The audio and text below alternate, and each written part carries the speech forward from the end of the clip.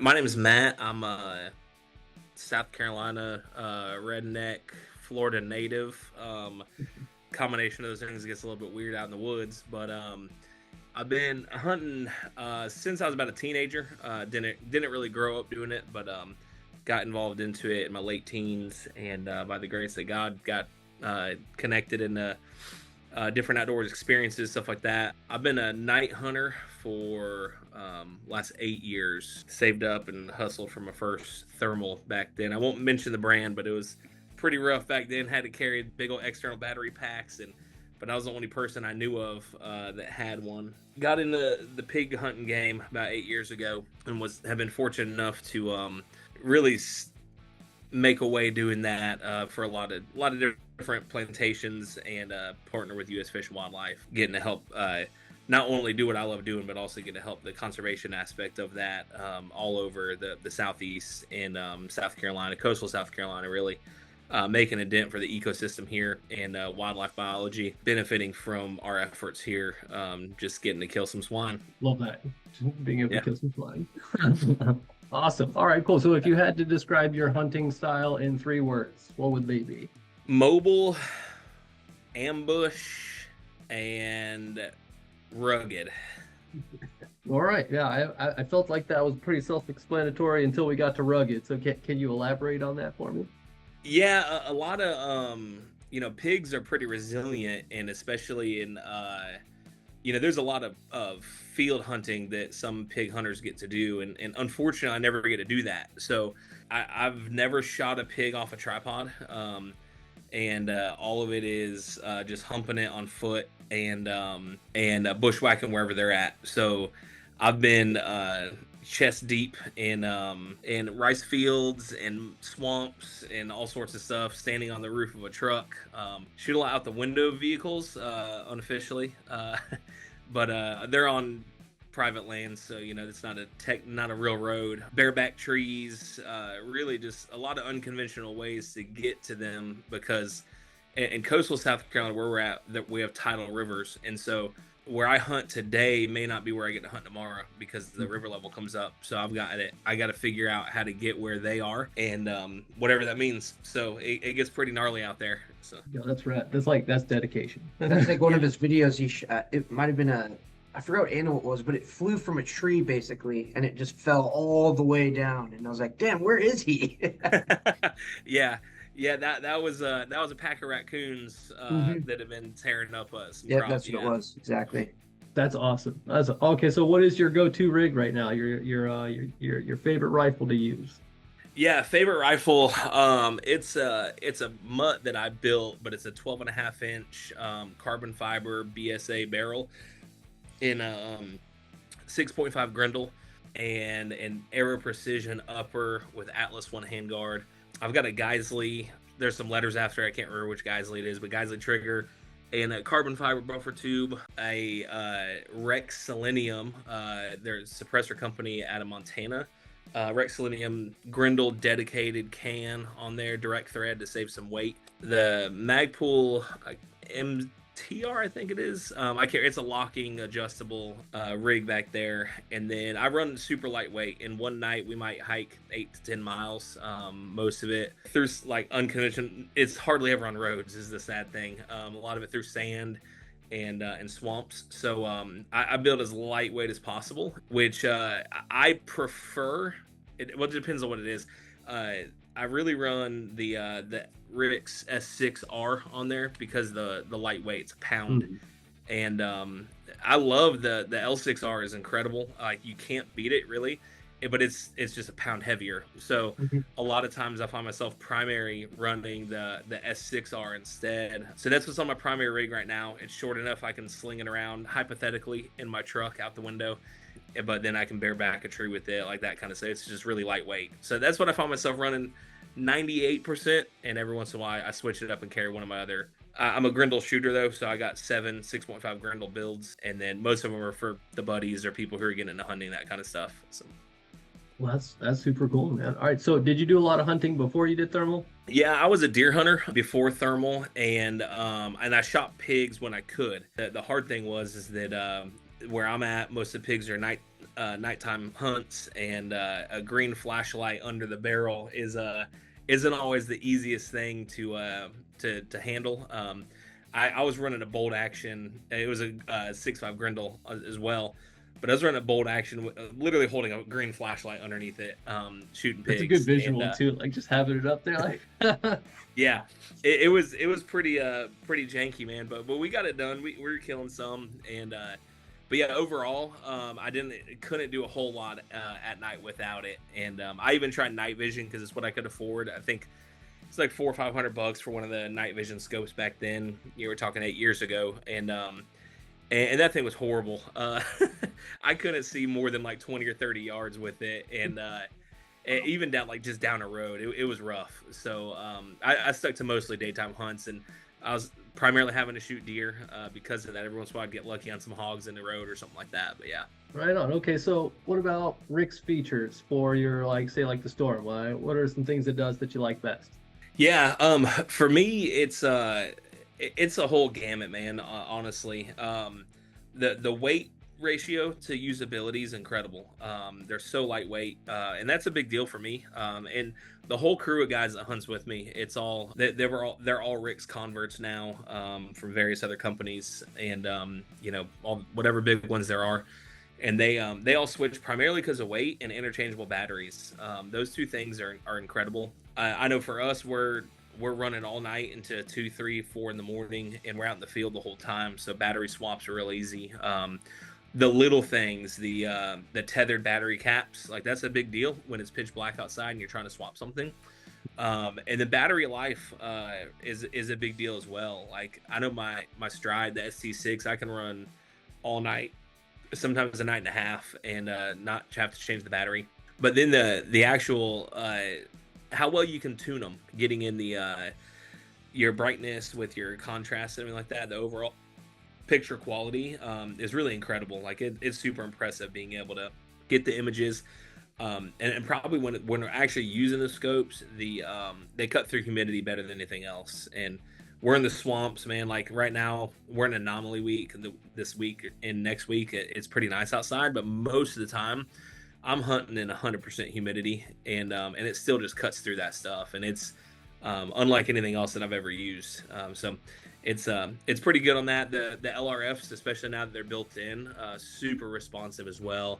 I used to not think they were great or worth it, but then I started running them because most of my engagements are like 85 yards or less. A lot of them are pretty close because I'm up on foot, and you can stalk in with Cloak of Darkness pretty well. And having that LRF, being able to double check my distances and then communicate them to my guys has been really helpful. So yeah, some of those features I love. Hell yeah, all the good stuff. Yeah. All right. Yeah. What about mistakes you see people doing with thermal? Yeah, so I think one of the biggest mistakes, and this one is a little bit of a hot button topic, is I think more people need to run them in the daytime.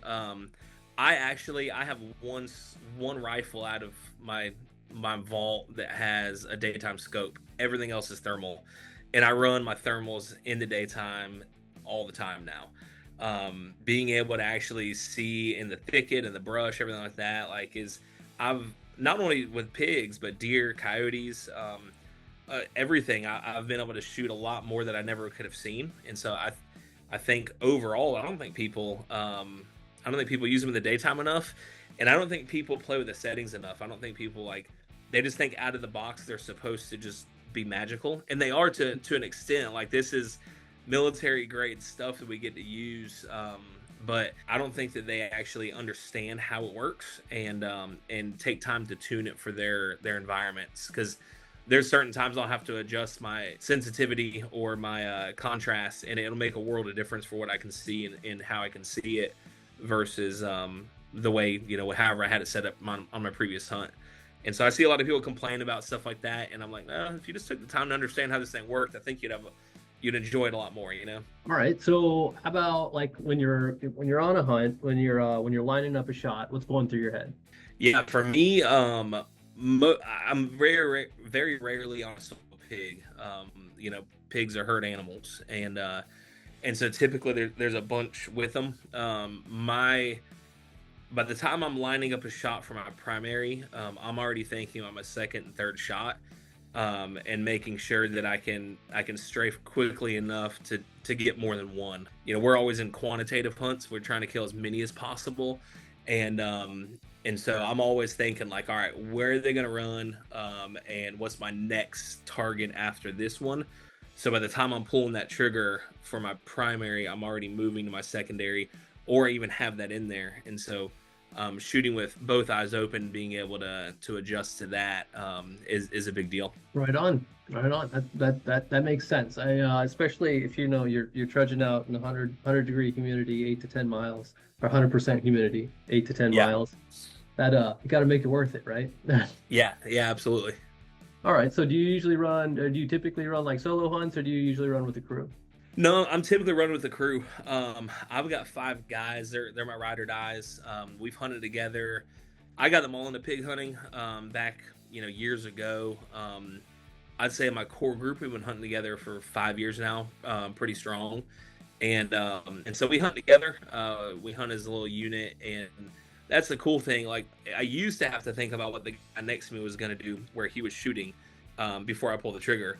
We've hunted together enough that we all just have a second nature about it, that I don't have to think about those guys.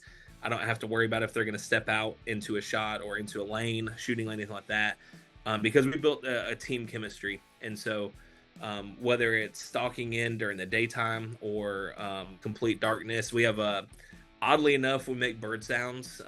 We found out that pigs don't really react to bird sounds, so we have different whistles that mean different things. And it's kind of silly, because I guess to a bird, they're like, what the heck are those guys doing? But to us, it's a way to communicate in the woods without the pigs getting alarmed. So we communicate that way, and we have a lot of fun hunts together, a lot of fun team chemistry there. So That's super cool. That's genius. That is genius. How did you even figure that out? Were you guys just playing around at one point? And yeah, so we would be in such thick crap that, like, I never want to get shot. I especially don't want to get shot one of my best friends. And but you also don't want to like talk in the woods. And I was reading a blog from this old dude. I don't remember his name, but he was an old hunter who basically said, like, when you're in the woods, just act like an animal, and like sometimes you could pass it off. And I was like, nah, there's no way. And so I just started doing stuff like that. Like, I'd start whistling like a bird instead of talking, and that old dude was right, man. And because even to the extent where I gotta, like, if I lock eyes with a deer, it's kind of silly, but if I lock eyes with a deer or even a pig, and I learned that if I close my eyes and I just don't really move, they don't know what a human is. These places I'm hunting, they don't know. But if you have eyeballs, they know you're alive. So if you just close your eyes and like sit there, I find they completely lose interest. They don't think like, oh, that's a human, because they don't know what a human is. They're just thinking like, there's a big old thing up in that tree staring at me. Oh. And so I've actually gotten a lot of second chances after being busted by just closing my eyes and acting like whatever, like a tree. I'm dressed in camo. So that just kind of ran together as like, I don't know, I guess if I just whistle, it'll work. And you're in such thick stuff, just kind of do locate whistles. And but then I started doing around pigs, and I realized they don't get alarmed by it. So I'm like, well, I'll just keep whistling. That's so cool. All right, so if you were gonna give somebody tips on setting up their first thermal rig, what would that be? Number one, man, people trash people for like, oh, save up and buy a nicer, buy a, man. Number one thing, buy what you can afford. Like, and honestly, like, buy whatever gets you in the woods the quickest. Like I said, my first rig, I saved up, I hustled, I traded, and it was a used piece of junk, but I was the only dude with a thermal, and that's all that mattered. I could get out in the woods. And so I learned through doing it, through getting out there. So number one is do whatever it takes. Just, I don't care what brand, I don't care what sensors in it. If you can just get out in the woods with it, that's step number one. And then number two, I would say reliability and battery life. So like, just know what your rig is going to do. Like, if you need to carry external batteries, if you gotta carry spare batteries, that kind of stuff, carry that. But then eye relief is another big one that I see people struggle with. I put thermals in new hunters' hands on a weekly basis, and they always struggle with eye relief, understanding where they should be, because it's not like an glass optic where there's some, you miss the eye box and you're still okay.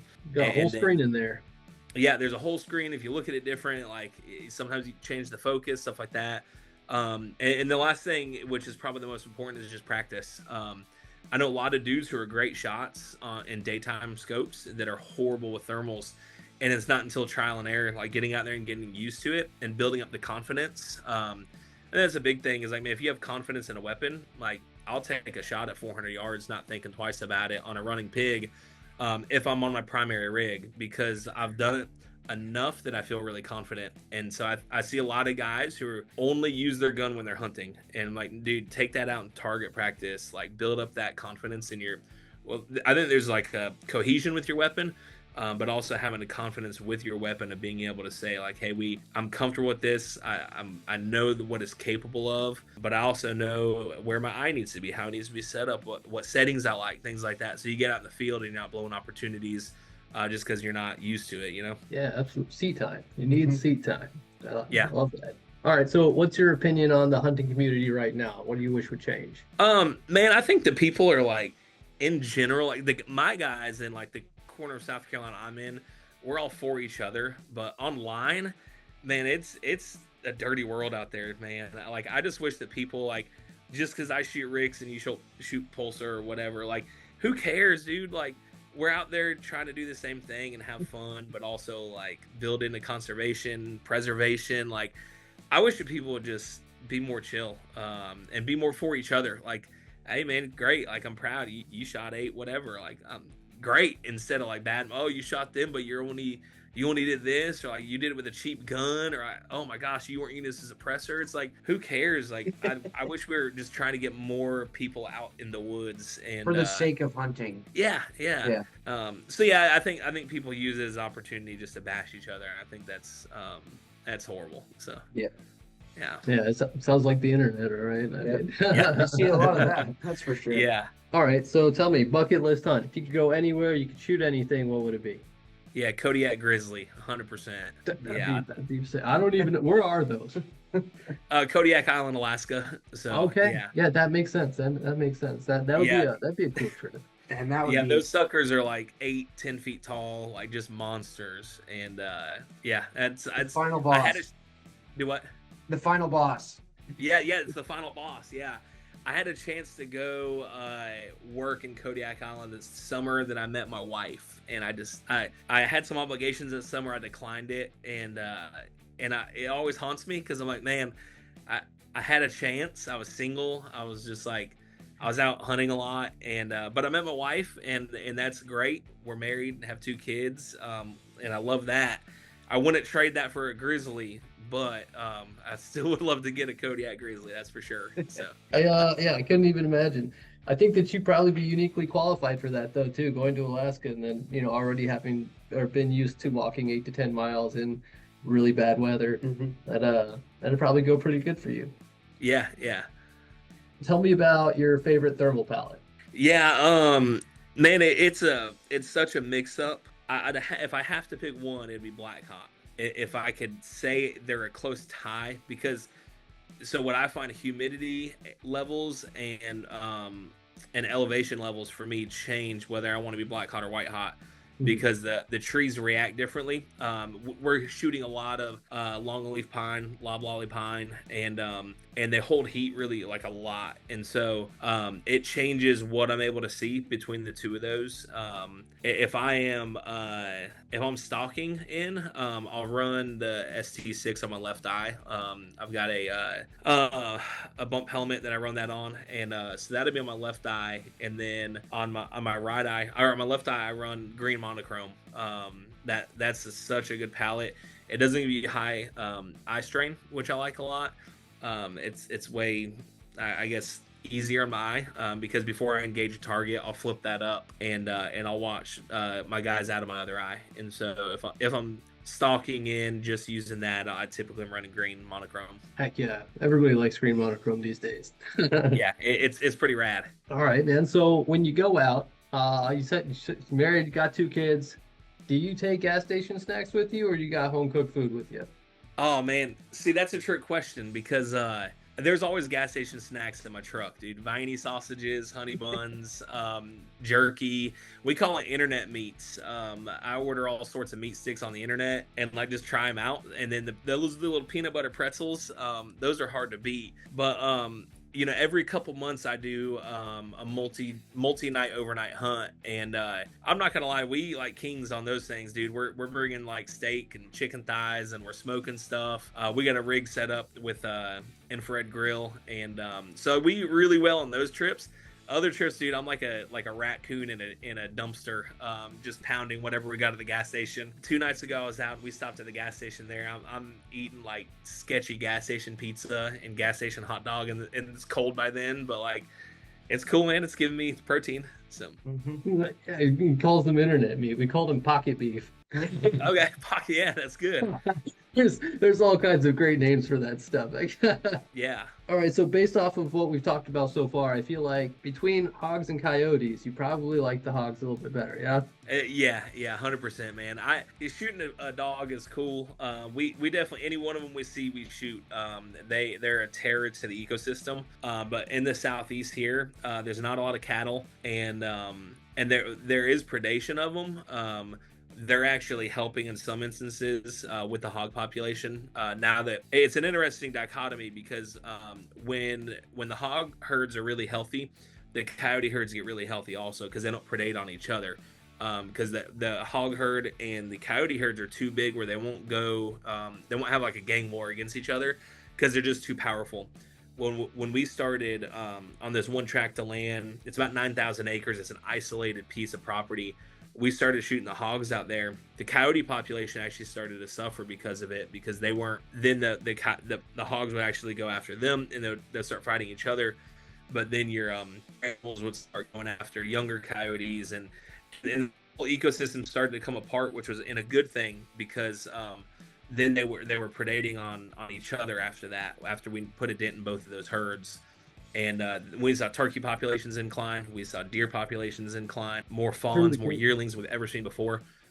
That's really cool. I mean, I imagine if they were to do a herd war against each other, right, that'd be one sick thermal video, right? Like that'd be awesome. Yeah, that would be awesome. So all that to say, man, I love shooting pigs.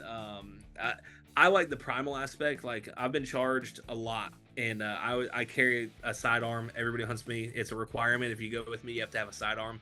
Most of my guys also have an offset RMR with a spotlight on their rifles. But that's the sole purpose, because we've all been charged by some pretty dang big pigs. Tell me it's not a suppressed 22 Volquartsen. It's wild, dude. So I like the primal aspect of being able to hunt something that's going to hunt me back. It's going to try to fight me back. It's going to charge me if it can. And it happens quite often. If my wife's listening to this, and it doesn't happen at all, but it happens all the time. And there's an element of that I don't. We've had coyotes stalk us before, kind of sneak up, but we've never been charged. We've never been, approached in that manner. Whereas pigs, they're just coming right for you, man. Especially in these swamps, you get a 380-pound pig running at you, and it makes you pucker a little bit. So I'm 100% with you. I don't know what I do in that situation. Yeah, you squeeze the trigger a lot, that's for sure. That one. Committing that to memory now. Oh yeah, man. That is all the questions that I have for you there. Would you like to add anything there for us?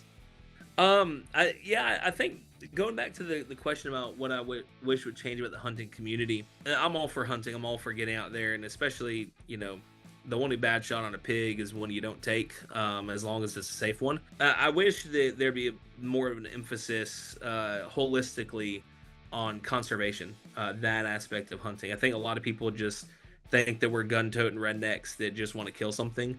And it's much deeper, much bigger than that. And that's I've had a front row seat the last 8 years, but especially the last 5 years, working with U.S. Fish and Wildlife and looking at the positive impacts of the ecosystem. So we're not even talking about, Uncle Joe's farm or anything like that. We do that also, but looking at just the impacts of the natural ecosystem when an invasive species like pigs are put into an area that are non-native. And so being able to see the ecosystem change, the health of that change is part of conservation as a whole. And I think that a lot of hunters as well as non-hunters don't understand that. And I'd love to see just more education about that. But the education comes from hunters. Because a non-hunter's not gonna research that. They don't care. And so it takes the hunters educating others, helping them to understand what's the differences out there, like why do we do what we do. And I just wish there's more of that versus like, hey, to look at the dead stuff. Those are cool pictures. I post them all the time, post the videos all the time.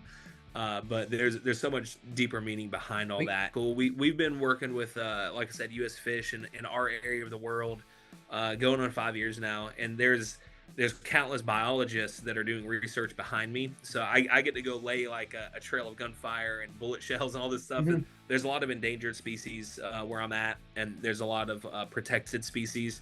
And I'm on primarily protected lands, and they are we're getting to see the impact of what we're doing and giving us that feedback. But they also have the biological reports to prove that, which is really cool. And I'd love to be able to share some of that stuff with the world, because it's not just out there smoking stuff, you know, that's fun, but it is making an impact for not only other animals, other herds, but the whole ecosystem as a whole, which is really cool to see that. You know, I think that's something special about this part of the state. That would be an amazing video. If it's interesting enough just to hear about it as well, because like for most of the guys we talk to, it just seems like, oh yeah, I'm just gonna go out and rack them up, you know. But the idea of like, hey, we need to go take X amount so that we can, you know, try to keep things cohesive. And having that analysis and that examination of what you just did, and then you really get to see the impact. It's not just, oh, let's go free range and kill as many things as possible. It's very pointed. So. Yeah, 100%. And I've got, for 7 years, I've managed a 1,700 acre tract, which for around here is pretty big. On the other level, 2 primary tracts I run is 9,000 and 3,000 acres. And we're seeing that. So it's not only in the protected wildlife piece of it, it's also on some private lands and stuff like that. So it's pretty cool to see just how it all comes together, and you know, it's an impact everywhere, which is cool. So. All right, man. Well, I best really, one yet. Yeah, no, I did for sure, absolutely. You actually had the best camera of anyone too, which. Okay. Cool. Yeah. Sorry if I'm not in. I'm just in a side room at a coffee bar up the road. Oh, you're good. I really appreciate you for taking the time here with us today. I appreciate what you guys are doing. It's a cool ride while it's going. So thanks. Thank you, man. Thank you.